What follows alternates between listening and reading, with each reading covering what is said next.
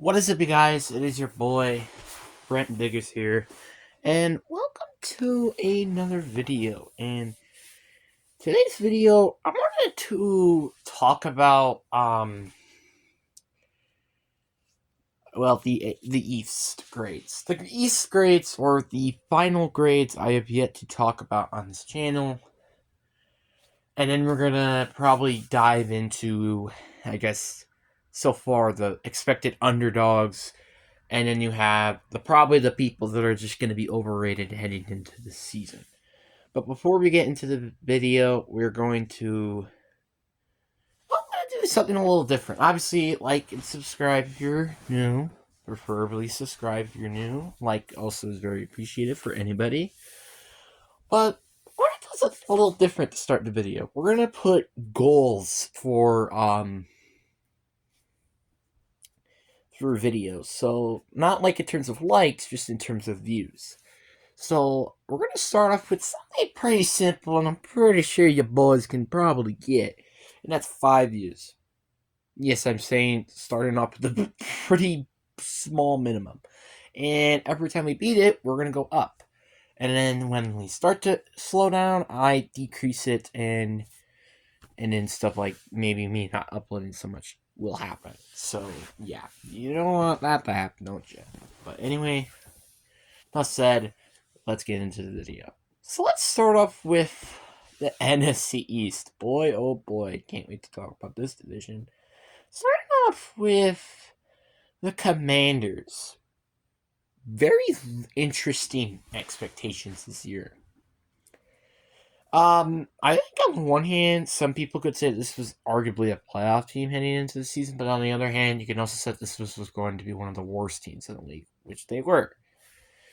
So honestly, their expectations weren't really where they are. But honestly, I was pretty good, like pretty hopeful for Sam Howell. I just kind of wish that he wasn't in a completely bad situation and stuff. But yeah, he got traded. So hey, I'll totally deal with having Sam Howell. I'll totally be glad with that. You know, he could just make a new Geno Smith. Who cares? But the Colts season was just, the Commanders season was just so bad that entire year. And honestly, without a doubt, I think, get an F. It's pretty close to being a D minus. Like, they did have some things that went their way, but it wasn't really a good season. But, it doesn't matter for Commanders fans. The fact that Dan Snyder is gone is really the only thing you really need to carry about. Then you have the Giants, which I guess this is where I'm gonna save their D minus, because seriously, this team went from what, making it to the playoffs and beating the Vikings, even if they were frauds, to being third place in the East. Well, actually, I think this is also another time they made it third place in the East, so go figure. But that also is the factor that, and also just something that I wanted to mention is that you're also just completely fell apart that season. Your team just was not on the same basis, and you could say it could be because of Saquon Barkley getting injured and stuff like that. But that's the problem. They can't be relying on one player to help their team. That's why the Darren Waller signing or trade was so good, was because of the fact that they're getting somebody to help out or not OBJ, Saquon Barkley. But no, they did. He ended up really not helping that much. It was really until the end of the season where he was helping, which at that point it was kind of too little too late. So they have the 6th overall pick, which they're most likely going to draft a receiver, but D minus I think just makes the most sense. Is there really anything else I need to say here? It's just like, this was one of the most disappointing seasons for any Giants fan, and I think we can all agree with that department. Then you got the Eagles. Eagles, I'm kind of close to giving them a B. Now, it's not. Now you're like, wait, what? A B? They made it to the postseason, but like, the reason why I say B is because they were kind of the favorites to winning the conference. I wouldn't say they're quite the favorites. I think the Niners were the favorites, but the Eagles were basically the next man up in terms of the favorites. So basically, what we were trying to say is that this is probably would have been the team that would have made it into the NFC Championship game, which they didn't. Their end of the season was completely like, what the heck? It was like the beginning of the season, they were honestly, in my opinion, I think succeeding expectations, but they just completely fell apart and afterwards. Like, really, the second half of the season, they just completely fell. Like, I don't know what happened, but like they just completely fell apart.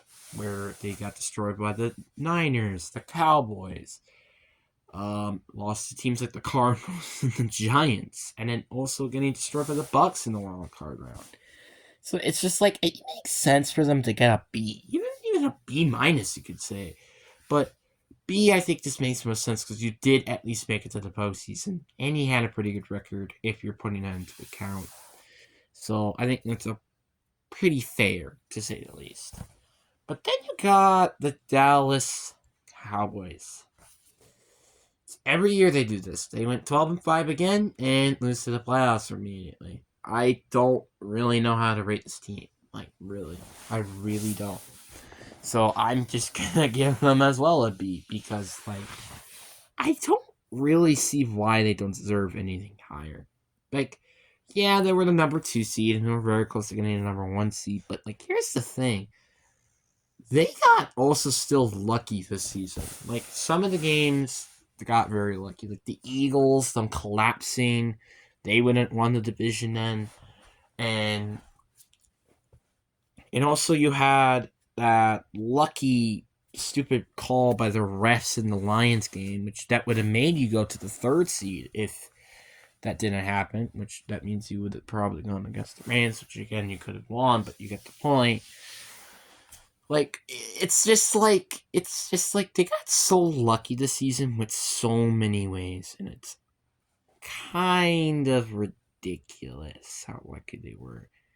So yeah, B just makes sense. They got pretty lucky, and that's just fair enough. And plus, the fact it also got destroyed to a 7th seed team, who, by the way, is the youngest team in football, is hilarious. So yeah, and wonder why they haven't gone all in this season. So recap: Commanders get an F, pretty border to a D minus, to be honest. Giants is a D minus. I don't think it's really anything I have to say. And then both B's for the Eagles and the Cowboys. Honestly, really, when you're looking at it, all these grades are kind of the same. I wonder why. But then we got the AFC East. Starting out with the Patriots. God, the Patriots are such a laughing stock of the division. Really, I just don't know what to say anymore. Like, I really did think this team could potentially turn around, but, well, they didn't. I just thought their defense was going to play pretty well, and their offense was going to get better, so that means their team would have been pretty good, right? No.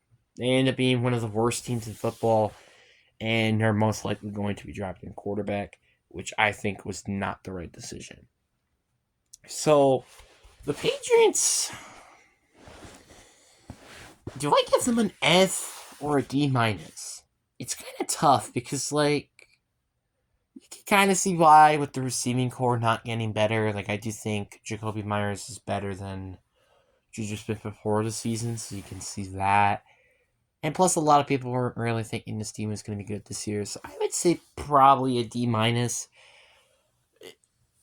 I'm just saying that just because, like, their expectations wasn't as good as, like, the Commanders kind of, or they were a question mark, so I guess that's pretty fair.